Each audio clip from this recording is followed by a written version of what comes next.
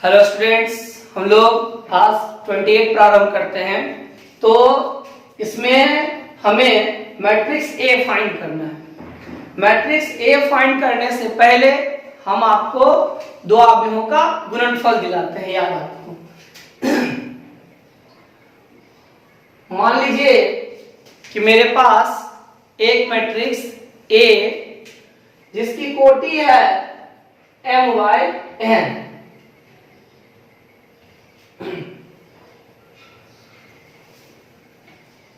दूसरा मैट्रिक्स हम लेते हैं बी जिसकी कोटि है n/p और हम इस दोनों मैट्रिक्स का गुणनफल ज्ञात करना चाहते हैं, अर्थात हम ए भी ज्ञात करना चाहते हैं। अब हमें सबसे पहले दो अवयवों के गुणनफल के बारे में जानना होगा। तो दो अवयव ए और बी को हम तब और केवल तभी गुणा कर सकते हैं जब ए के स्तंभों की संख्या बी के पंक्तियों की संख्या के बराबर और हमें जो गुणनफल प्राप्त होगा उस का अवयव का जो कोटि होगी वह होगा पहले के पंक्तियों की संख्या और दूसरे के स्तंभों की संख्या के बराबर। यानी दो अवयव को तब और केवल तभी गुणा किया जा सकता है जब पहले अवयव के स्तंभों की संख्या दूसरे अवयव के पंक्तियों की संख्या के बराबर हो और गुणनफल जो प्राप्त होगा हमको उस अवयव की कोटि पहले के पंक्तियों की संख्या के बराबर तथा स्तंभों की संख्या दूसरे के स्तंभों की संख्या के बराबर होगी। अगर हम यहाँ पर ए की कोटि जानना चाहें कि जिस मैट्रिक्स ए को हम ज्ञात करना चाहते हैं उसकी कोटि क्या है, तो इसके लिए हम आपको पहले यहाँ पे देखिए, मान लीजिए कि ये अवयव है जिसके पंक्तियों की संख्या गिन जाइए तो 1 2 3 और स्तंभों की संख्या 1 2, यानी इसमें पहला जो अवयव है उस अवयव की पंक्तियों की संख्या 3 और स्तंभों की संख्या 2 है। हमें अवयव ए की कोटि पता नहीं है, लेकिन हमारा जो गुणनफल है, यानी हमें जो दो अवयवों का गुणन प्राप्त है उसकी कोटि देखते हैं। तो पंक्तियों की संख्या 1 2 3, यानी इसमें कुल पंक्तियों की संख्या 3 और स्तंभों की संख्या 1 2 3, अर्थात इस अवयव में हमें ए अवयव ज्ञात करना है कि इसकी कोटि क्या है। अगर हम गुणनफल पे गौर करें तो गुणनफल होता है उस अवयव की पंक्ति पहले के पंक्ति की बराबर और स्तंभ दूसरे के स्तंभ के बराबर होता है। अर्थात इसके आधार पर अगर हम देखें तो ये गुणनफल के स्तंभों की संख्या 3 है, इसीलिए ए के स्तंभों की संख्या भी 3 होगी। फिर से हम बताते हैं आपको कि गुणनफल के स्तंभों की संख्या दूसरे अवयव के स्तंभों की संख्या के बराबर होती है। इसके आधार पर अगर गुणनफल के स्तंभों की संख्या 3 है तो ए के भी स्तंभों की संख्या 3 होगी। और दूसरी बात कि दो अवयव को हम तब और केवल तभी गुणा कर पाते हैं जब पहले के स्तंभों की संख्या दूसरे के पंक्तियों की संख्या के बराबर हो।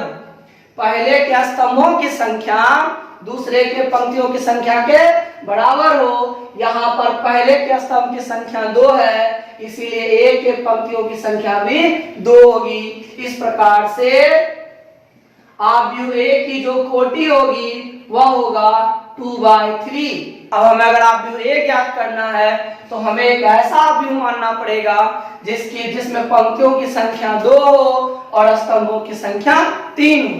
तो इस प्रकार से हम आव्यूह ए कंसीडर करेंगे, A B C D E F. हम एक आव्यूह ए ऐसा माने जिसमें पंक्तियों की संख्या 1, पंक्तियों की संख्या 2 और स्तंभों की संख्या 3 है। आइए अब हम 28 का सवाल बनाते हैं। तो अभी हम लोग आव्यूह ए कंसीडर किए थे।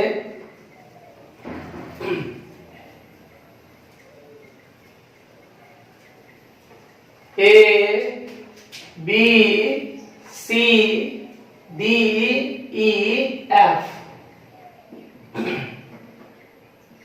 -1, -8, -10, 1, -2, -5, 9, 22, 15। अब हम लोग इसको गुना करते हैं और गुना के क्रम में आप सभी को ज्ञात होगा कि हम पंक्ति को बारी बारी से पहला स्तंभ, फिर दूसरे स्तंभ, फिर तीसरे स्तंभ के साथ गुना करेंगे। तो ये गुना करते हैं।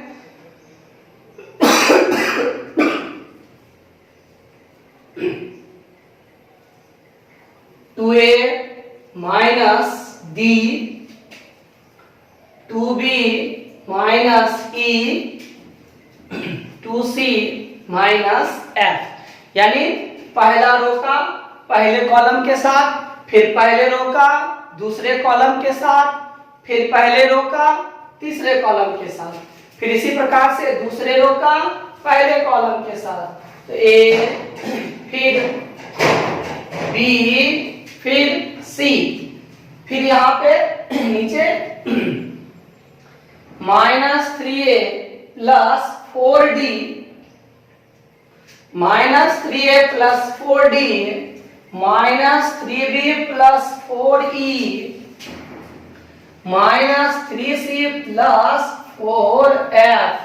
और यहाँ पे हो गया आपका -1, -8, -10, 1, -2, -5, 9, 22 और 15। अब दो आव्यूह बराबर कब होते हैं? जब उनकी कोटि समान हो। यानी two matrices are said to be equal if their orders are same and their corresponding elements are also equal। यानी दो आव्यूह बराबर कब होगा? जब उनकी कोटि समान हो और उनके संगत अवयव भी समान हो।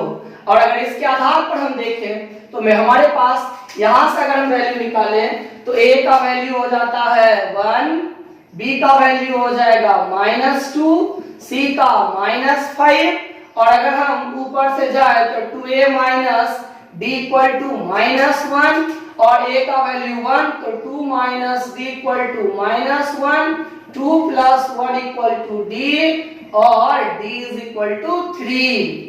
फिर आगे बढ़े अगर हम तो 2b minus e is equal to -8 और अगर b का वैल्यू रख दें हम यहाँ पे तो -4 minus e equal to -8, -4 plus 8 equal to e और e is equal to 4।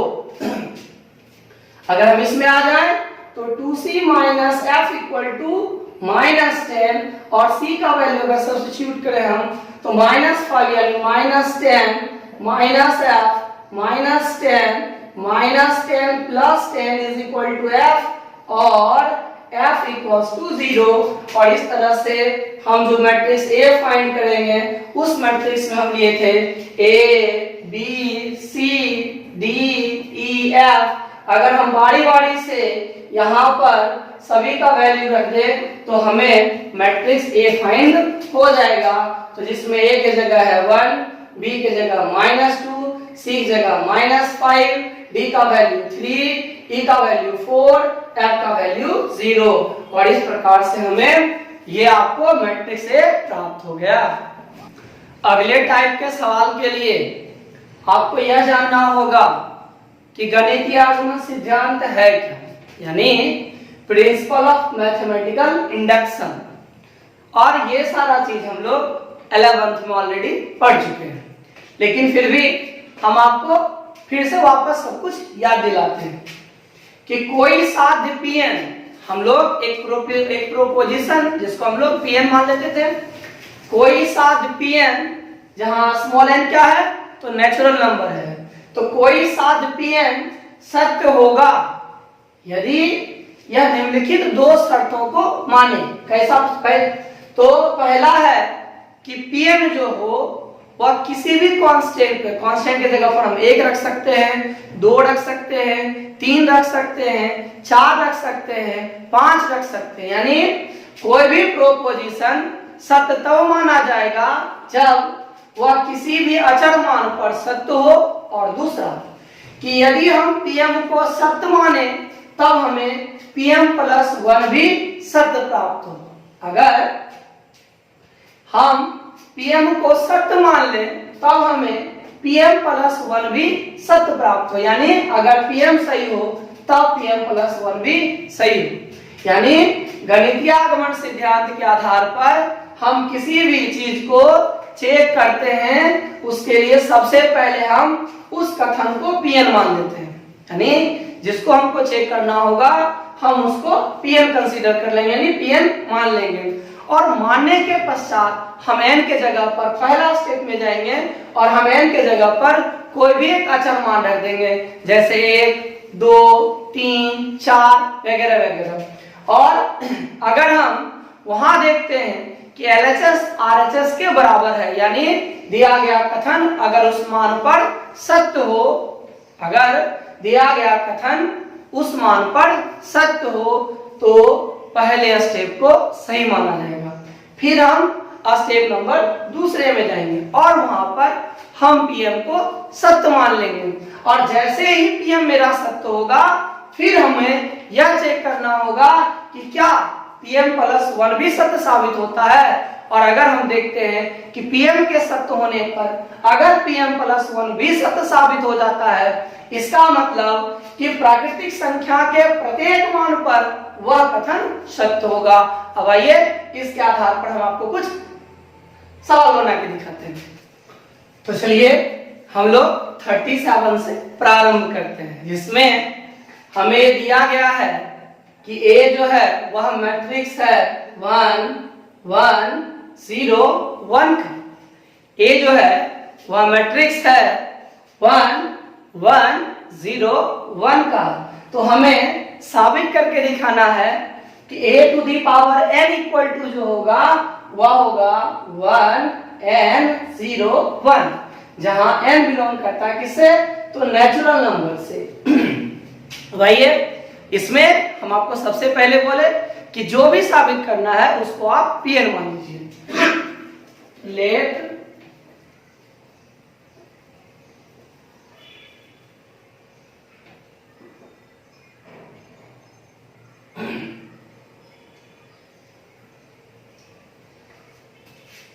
चलिए हम अभी आपसे गणितीय आगमन सिद्धांत की जब चर्चा कर रहे थे तब हम आपको यही बताए कि आप जिसको भी साबित करना चाहिएगा उसको आप Pn मान लीजिए। तो हमें इसी हिस्से को प्रूफ करना है कि a1 इक्वल टू इतना होता है, और इसके लिए हम क्या किए an को मान लीजिए। अब हम an को कंसीडर कर लीजिए। अब आइए हम इसमें पहला स्टेप चेक करते हैं, यानी हम गणितीय आगमन के सिद्धांत का पहला शर्त लगाते हैं, और पहला शर्त लगाने का मतलब हुआ कि हमें यहाँ पर चेक करना है कि क्या यह कांस्टेंट पे सही होता है या नहीं होता है। तो आइए स्टेप नंबर 1, यानी हम पहला स्टेप में यह चेक करते हैं कि मेरा सही है कि नहीं। तो पहला स्टेप में आते हैं हम और यहां पर पुट करते हैं n = 1। हम पहले स्टेप में n का मान 1 रखें तो क्या होगा यहाँ पे, तो ये आपका हो जाएगा P1, फिर a के जगह पर n के जगह पे 1, जहां जहां n है वहां वहां हम 1 पुट कर देंगे, और इस प्रकार से हम ये देखते हैं कि मेरे पास मैट्रिक्स ए का मान ऑलरेडी ऊपर में दिया गया है। तो हो गया 1 1 0 1। यहाँ पर हम ए का मान रखें, इधर RHS हमको 1 1 0 1 प्राप्त है ही। यानी हम ये देखते हैं इसमें कि लेफ्ट साइड राइट साइड के इक्वल है। यानी स्टेप नंबर 1 में पहला हो गया कि Pn बराबर 1 सत्य है। यानी स्टेप 1 मेरा सही हो गया।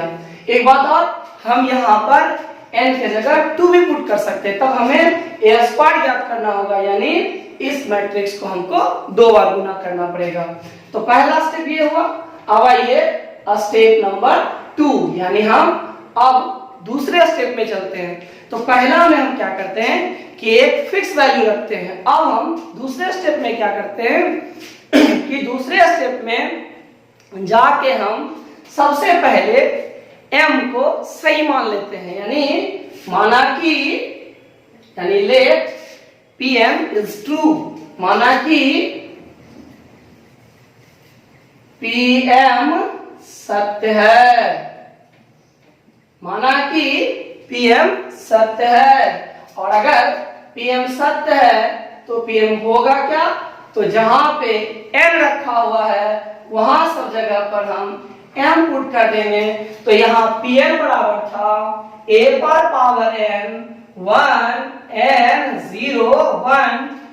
तो इस पे हो जाएगा a to the power m equals to 1 m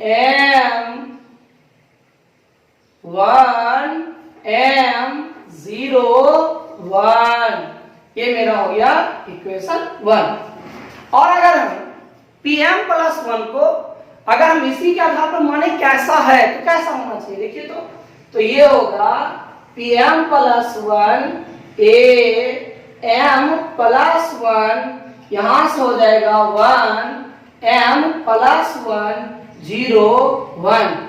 यहाँ पर हम आप लोगों को एक बात स्पष्ट कर देना चाहेंगे कि हमारा सिर्फ अभी Pm सही है। हम जो कंसीडर किए हैं उसके आधार पर हम Pm को सही माने हैं, लेकिन हम सिर्फ इसमें ये देखें कि Pm प्लस 1 अगर सही होगा तो कैसा होगा, तो ऐसा होगा। यानी कहने का मतलब हुआ कि अगर हम m को सही मानकर अगर पुनः हम m प्लस 1 को भी सही साबित कर दें तब हमारा ये कथन सत्य हो जाएगा। यानी अगर इस दोनों टर्म को आप ध्यान से देखिए, अगर हम इक्वेशन 1 और इक्वेशन 2 को अगर गौर से देखें तो हमें दोनों में ये दिखता है कि इसमें जो है, आप ध्यान दीजिएगा, एक में a पर पावर m है जबकि दो में a to the power m plus 1 है। और हम सभी लोग जानते हैं कि घात पर अगर घात हो, अगर दो गुणनफल के रूप में रहे, उसका आधार सेम हो और घात डिफरेंट हो गुणनफल में, उसका जोड़ होता है। तो अगर हम चाहे इससे a to the power m into a निकाल सकते हैं।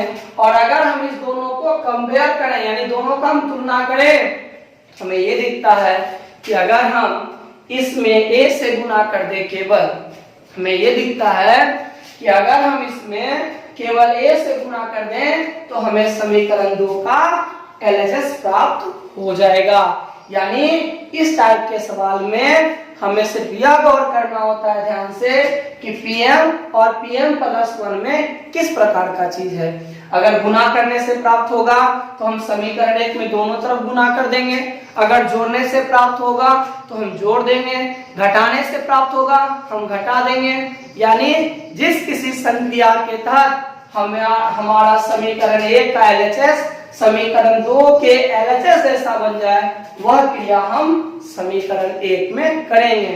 तो हम यहाँ पर अभी समीकरण 1 में a से गुना करेंगे। हम ये देखिए, हम आपको अभी यही समझा रहे थे कि हम समीकरण 1 में क्या ऐसा करें कि हमें समीकरण 2 प्राप्त हो जाए। तो हम समीकरण 1 में दोनों तरफ a से गुना करते हैं। जैसे हम इसमें a से गुना किए, ये हो गया मेरा a to the power m plus 1, लेकिन यहाँ पर मेरा है 1 M0 1 और A मैट्रिक्स हमें दिया गया था कितना, तो 1 1 0 1। अब आइए हम फिर इसको आगे बढ़ा के गुना करते हैं। तो आप सभी को पता है कि रो जो होता है वह बारी बारी से कॉलम के साथ गुना होता है। तो 1 into 1 1, M into 0 0, 1 into M M, sorry 1 into 1 1, M into 1 M, फिर वहां हुए यहाँ पे 0, फिर ये वाला आपका 1। यानी अगर हम इसको सही से लिखें हम लिख सकते हैं 1 M plus 1 0 1। यानी हम क्या देखें कि जब हम एक को सही माने तो समीकरण 1 के द्वारा ही हम समीकरण 2 को भी प्राप्त कर लेते हैं। इसका अर्थ हुआ कि Pm के सत्य होने पर Pm के सत्य होने पर Pm plus 1 भी सत्य साबित हुआ और ये हो गया मेरा B। समीकरण A एवं समीकरण B से गणितीय आगमन सिद्धांत से n के प्रत्येक मान पर Pn सत्य है। यानी प्रिंसिपल ऑफ मैथमेटिकल इंडक्शन कहता है कि from equation A and B by principle of mathematical induction each value of n Pn is true.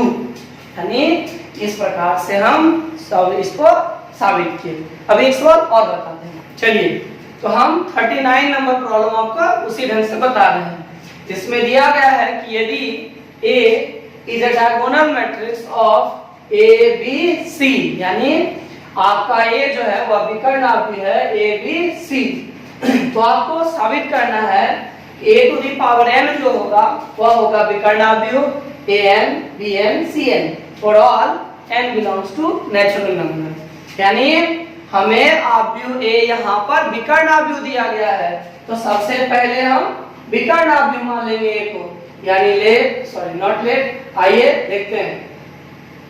A equal to आपका हो गया A 0 0 0 B 0 0 0 C, ये आपका हो गया आव्यूह A।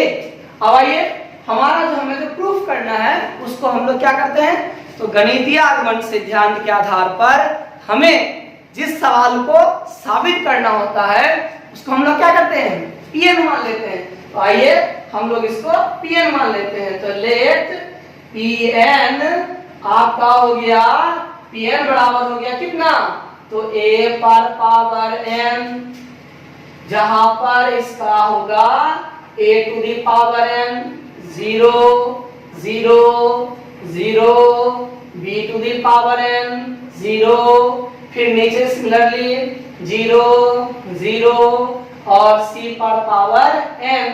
ये आपका सवाल हुआ, इसमें हम Pn को मान लिए।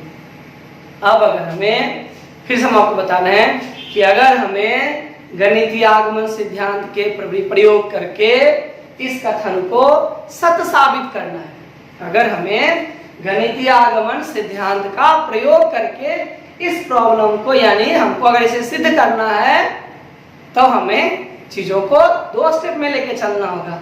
पहला स्टेप में हम क्या करते हैं, तो एक अचर मान पर यह देखते हैं कि Pn सत्य है या नहीं।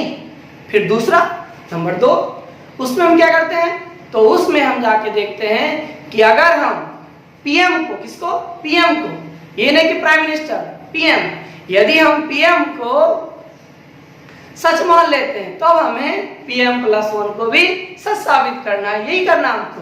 तो आइए हम सबसे पहले स्टेप में चलते हैं। तो पहला स्टेप में हम क्या करते हैं भाई, तो सबसे पहला स्टेप चलते हैं तब हम किसी एक अचर पर चेक करते हैं इसको। तो आ जाइए, हम n का मान 2 रख के दिखाते हैं आपको। स्टेप 1, तो पुट n बराबर 2। अब हम क्या कर रहे हैं ना, n का मान 2 रख रहे हैं। तो जैसे हम 2 रखेंगे इसमें, तो मेरा हो जाएगा P2, P2 ना P2, तो P2 हो जाएगा a पर पावर 2। फिर यहाँ पे आप आइए, तो आपका हो जाएगा a स्क्वायर 0 0 0, b स्क्वायर 0, यहाँ पे 0 0 c स्क्वायर। इसका मतलब है इसमें हमको a स्क्वायर ऐसा लाके दिखाना है। तो भाई मेरे पास तो RHS है, हमें तो LHS ही निकालना है केवल, यानी हम यहाँ पर a स्क्वायर निकालेंगे, और a स्क्वायर का मतलब हो गया a इंटू a, अर्थात हमें a स्क्वायर ज्ञात करना है। तो आइए आप व्यू a को आप व्यू a के साथ गुना करते हैं। तो मेरा भाई यहाँ पे मैट्रिक्स a है क्या, तो आपका है a 0 0 0 b 0 0 0 c, यानी हो गया मेरा a 0 0 0 b 0 0 0 c। फिर इसको गुणा किसके साथ करेंगे, उसी के साथ, यानी a 0 0 0 b 0 0 0 c। अब हम इसे आपस में गुना करके दिखाते हैं आपको। तो आइए अब हम इसे गुना करके दिखाते हैं आपको। तो गुना में क्या होता है भाई, तो पहला रो का हम बारी बारी से सभी कॉलम के साथ मल्टीप्लाई करते हैं। फिर आपको बताते हैं, ये आपका पहला रो है, इसको हम बारी बारी से सभी कॉलम के साथ, तो पहला कॉलम के साथ गुना कीजिए। तो a इंटू a स्क्वायर, फिर 0 इंटू 0, फिर 0 इंटू 0, खत्म। फिर आइए a इंटू 0, फिर b इंटू 0, c इंटू 0, फिर a इंटू 0, b 0 इंटू 0, फिर 0 इंटू c, यानी 0, यानी ये भी दोनों 0 हो गया। फिर आइए दूसरा रो में 0 into a 0, b into 0 0, 0 into 0 0, फिर यहाँ ये 0 into 0 0, b into b square, फिर 0 इंटू 0 0। फिर आइए तीसरे में चलते हैं हम लोग, 0 into 0 0, b into 0 0, 0 into c 0। फिर सीधा से यहाँ से 0 into a 0, 0 into 0 0, c into 0 0, यानी रिजल्ट हो गया 0। फिर 0 into b 0, sorry 0 into 0 0, 0 into b 0, c into 0 0, फिर 0 into 0 0, 0 into 0 0, c into c square. यानी हम ये देखते हैं कि हमारा जो LHS है वह RHS के बराबर हो गया। इसीलिए Pn बराबर 1 पर क्या है, यह सत्य है आपका, इसमें आपको कोई प्रॉब्लम नहीं है। तो इसको हम समीकरण A कंसीडर करते हैं। जब हमारा स्टेप A हो जाता है, हम आपको ये बताएं, अब 1 2 3 कुछ भी रखिए, तो जब हमारा स्टेप 1 हो जाए, यानी हम स्टेप 1 को जब प्रूफ कर लें, तब हम स्टेप 2 में चलते हैं। तो आइए स्टेप नंबर 2, यानी दूसरे स्टेप में क्या करते हैं हम, तो दूसरे स्टेप में जाके हम कहते हैं कि यहाँ पर m को सच मानते हैं और m+1 को सच साबित करते हैं। आइए माना कि Pm सत्य है, हमें सिद्ध करना है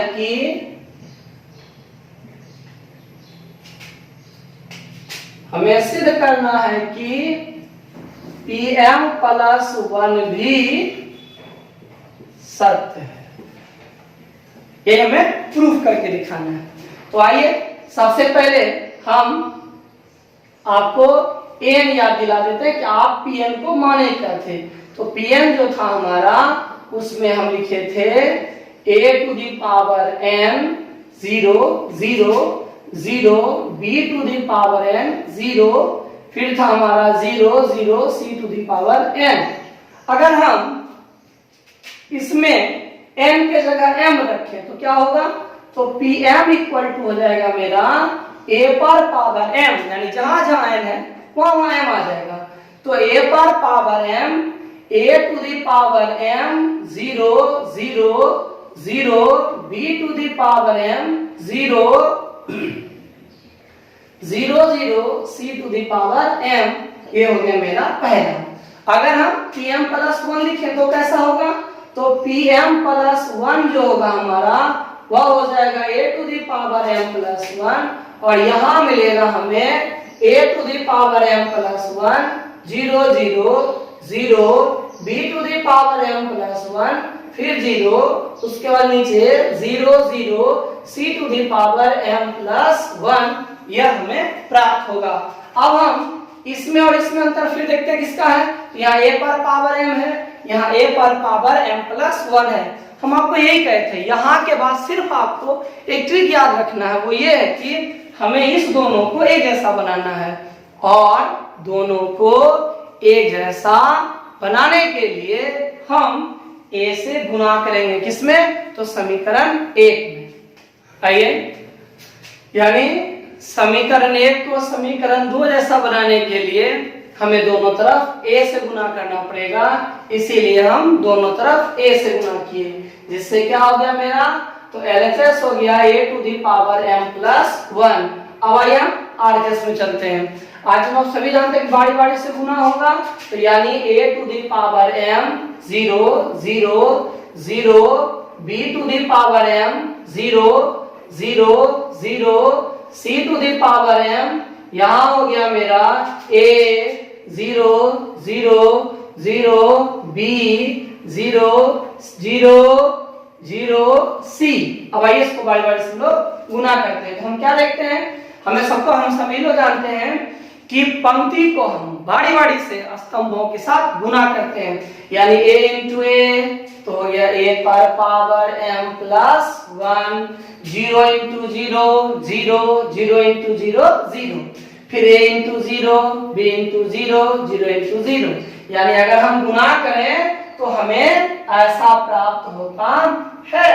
और इसके आधार पर अगर हम देखें तो हमें यह दिखता है कि अगर मेरा pm सही है तो pm प्लस 1 भी सत्य है, इसीलिए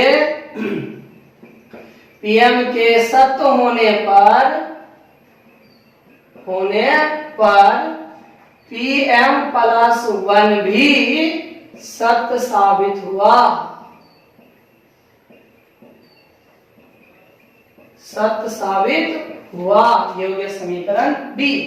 समीकरण ए एवं बी से गणितीय आगमन सिद्धांत से n के प्रत्येक मान पर Pn सत्य है, इसीलिए a पर पावर n बराबर हो गया a पर पावर n, b पर पावर n, c पर पावर n प्रूफ। यानी आप गणितीय आगमन सिद्धांत के आधार पर इस टाइप के प्रॉब्लम को सॉल्व कर सकते हैं। आ जाइए, हम आपको अब लैंग्वेज प्रॉब्लम के लिए कुछ कॉन्सेप्ट बताते हैं, मतलब कुछ चीजों को ध्यान रखिएगा, इसके आधार पर सवाल आपसे बन जाएगा। अब हम लोग क्या करें, पहले तो फिर हम आपको याद दिलाते हैं, फिर से वही गुना वाला रूल, यानी हम आपको फिर से दो आव्यूह को गुना करने वाला ही बात बताते हैं। यानी अगर आपके पास एक मैट्रिक्स है A जिसकी कोटि है m/n, दूसरा आव्यूह है B जिसकी कोटि है n/p, तब अगर हम दोनों को गुना करें तो गुणनफल संभव है या नहीं है, इस बात के लिए हम दोनों को इस यानी पहले आव्यूह के स्तंभों की संख्या और दूसरे आव्यूह के पंक्तियों की संख्या को देखते ध्यान से। अगर दोनों आपस में बराबर है तो हम गुना कर सकते हैं, और जो हमें गुणनफल प्राप्त होगा उस गुणनफल के पंक्तियों की संख्या होगी, पंक्तियों की संख्या पहले आव्यूह के पंक्तियों की संख्या के बराबर होगी और स्तंभों की संख्या दूसरे आव्यूह के स्तंभों की संख्या के बराबर होगी। अब इसका क्या यूज करेंगे हम, तो भाई यहाँ पे अगर हम सवाल बनाना स्टार्ट करेंगे तो हमें सबसे पहले यह देखना होगा कि हमारा जो बराबर का रिजल्ट है, यानी गुणनफल में जो हमें मिलेगा वो किस ऑर्डर का है। वो जिस ऑर्डर का रहेगा चीजों को हमको उसी ऑर्डर का पुराना है, यानी इस बात का हमको ध्यान रखना है। देखिए यहाँ के सवाल में मायने ये रखता है कि हम कब किसको पंक्ति में लिखें, किस स्थिति में स्तंभ के रूप में लिखें और कब लिखें, तो यही मायने रखता है। यानी इसमें आपको जब आप प्रॉब्लम सॉल्व कीजिएगा, लैंग्वेज प्रॉब्लम जब भी सॉल्व कीजिएगा, तो आपको सबसे पहले यही ध्यान देना होगा कि हम किस प्रकार का चीजों को कैसे माने, क्योंकि गुणा करना आसान होता है। अब आप लोग सभी व्यक्ति दो अवयवों का गुणनफल जान चुके हैं, तो गुणा करना अब आपके लिए बड़ा पॉइंट नहीं है। अब आपके लिए बड़ा पॉइंट यह है कि हम अवयव को किस रूप में लें, अर्थात हम अवयव की, जैसे मान लीजिए कि आपको 2/3 लेना है, यानी 2 पंक्ति और 2 स्तंभ, तो हमारे दिमाग में बात आता है कि भाई हम 2 पंक्ति क्यों लेंगे, हम 3 ऐसा नहीं कर सकते, इसको 3/2 का क्यों नहीं बना सकते, हम 3/2 भी बना सकते हैं, लेकिन हम कब लेंगे 2/3 और हम कब लेंगे 3/2, हम इसी पे आज आपसे चर्चा करते हैं। चलिए 43 नंबर जो सवाल है उसमें हम आपको यही बताने वाले हैं कि आप अवयव को किस प्रकार से मानिएगा। सवाल आसानी से लोग बना लेते हैं, लेकिन आपको सबसे पहले ये सीखना है देख कि हम क्या करें। हम लोग अक्सर क्या करते हैं ना, हम लोग सारा फोकस बस प्रॉब्लम बनाने पर लगाते हैं। नहीं, आप ये सोचने में अपना सारा फोकस कीजिए, सारा ये सोचने में लगाइए अपना ब्रेन कि आखिर किस प्रकार से चीजों को मान लेता है जिसके कारण हम इसको बना पाते हैं। बनाना मायने नहीं रख रहा है यहाँ पे, बनाना तो आप सब लोग गुना, अगर आपको बता देगा ऐसा तो गुना कर लीजिएगा, लेकिन आपको सीखना है कि हम अवयव की रचना किस प्रकार करें जिससे हम सवाल को स्वयं बना पाए। तो आइए हम आपके सामने पहले इसकी चर्चा करते हैं। किसी व्यापार संघ के पास 30,000 रुपयों का कोष है, यानी एक मान लीजिए कि आपके पास 30,000 रुपया है, मान के चलिए आप खुद के पास 30,000 रुपया है, तो 30,000 रुपया को आप 2 जगह पे खर्च करना चाहते हैं, टोटल का टोटल पैसा आप 2 जगह में समाप्त कर दीजिएगा।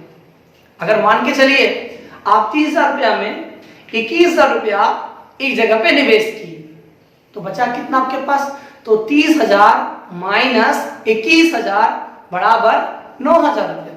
यानी इसका अर्थ हुआ कि अगर हमारे पास 30,000 रुपया है तो हम अगर एक जगह पे 21,000 रुपया खर्च करते हैं तो दूसरे जगह पर हम 30,000 माइनस 21,000 यानी 9,000 रुपये खर्च कर सकते हैं। तो अगर मान लीजिए यही सवाल में है कि किसी व्यापार संघ के पास 30,000 रुपयों का कोष है जिसे 2 भिन्न प्रकार के बॉन्डों में निवेशित करता है। प्रथम बॉन्ड पर उसको 5% वार्षिक का और दूसरे पर उसको 7% वार्षिक ब्याज प्राप्त होता है। तब आपसे पूछता है कि भाई बताओ हम अपने 30,000 रुपया को 2 जगह पर किस प्रकार खर्च करें कि पहली स्थिति में उसको 1,800 रुपए का लाभ हो और दूसरी स्थिति में उसको 2,000 रुपया का लाभ हो, यानी रुपया उतना ही 30,000 है, आपको 2 जगह पर इसको निवेश करना है। तो आइए हम इसको कैसे सॉल्व करते हैं वो देखते हैं। माना कि प्रथम बॉन्ड में निवेश किया गया रुपया, निवेश किया गया रुपया X है, तो दूसरे बॉन्ड में निवेश किया गया रुपया कितना होगा, तो आपका हो जाएगा 30,000 माइनस X। यानी अगर वह पहले बॉन्ड में वह X रुपया निवेश करेगा तो इसका अर्थ हुआ कि द्वितीय बॉन्ड में वह द्वितीय बॉन्ड में वह 30,000 रुपया 30,000 माइनस एक्स निवेश करेगा। पहला बॉन्ड पर उसको कितना का ब्याज मिलता है, एक्स। पहले बॉन्ड पर उसको 5% का ब्याज मिलता है और दूसरे पे 7% का, यानी उसे जो ब्याज प्राप्त होता है प्रथम बॉन्ड पर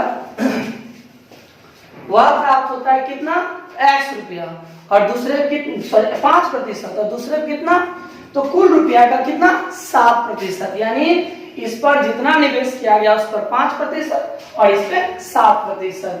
अब हम पहला सवाल बना के दिखा रहे हैं आपको कि सबसे पहला कैसे बनाइएगा।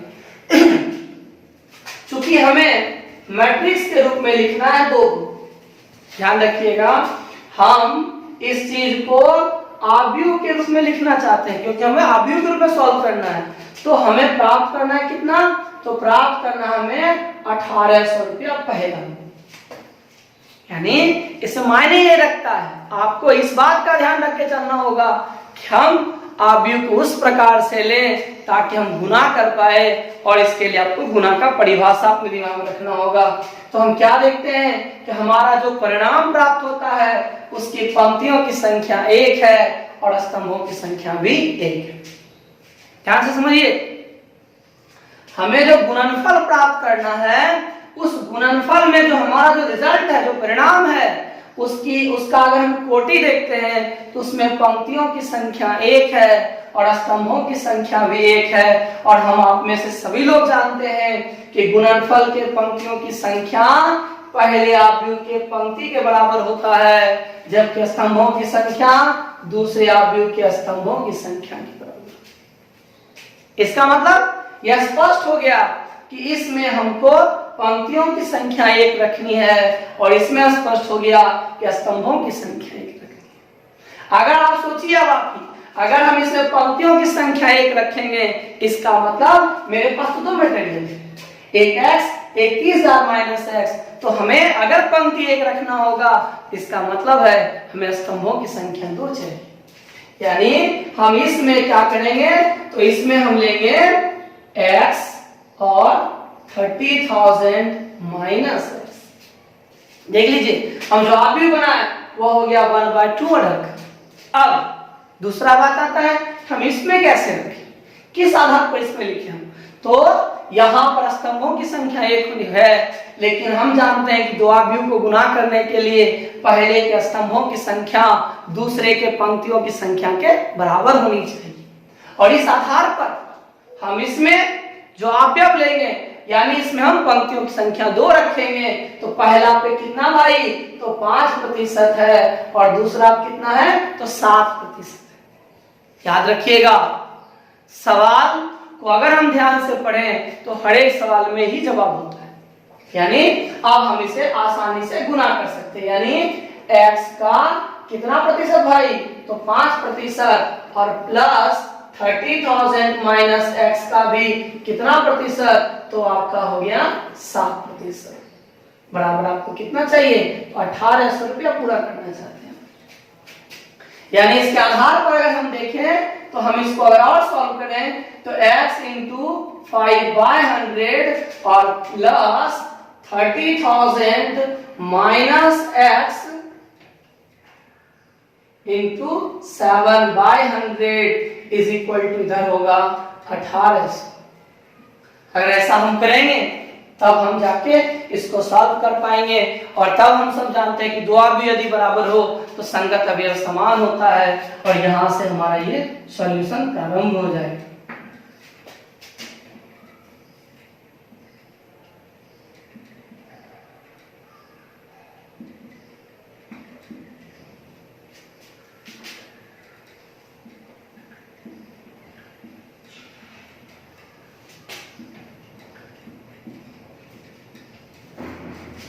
अब उसको उधर ले जाइए, इसको इधर ले आइए, तो ये हो जाएगा -2x, उधर जाके सब्ट्रैक्ट हो जाएगा, तो आपका हो जाएगा 21 पे 4 शून्य, माइनस 18 पे भी 4 हो, और इधर जाके आपका 2x हो जाएगा। चलिए जब हम घटा के देखते तो हमें प्राप्त होता है कि ये 30,000 इक्वल टू 2x, यानी x का मान 15,000। यानी प्रथम बॉन्ड पर पर निवेश बराबर हो गया कितना x, यानी 15,000 रुपये। जबकि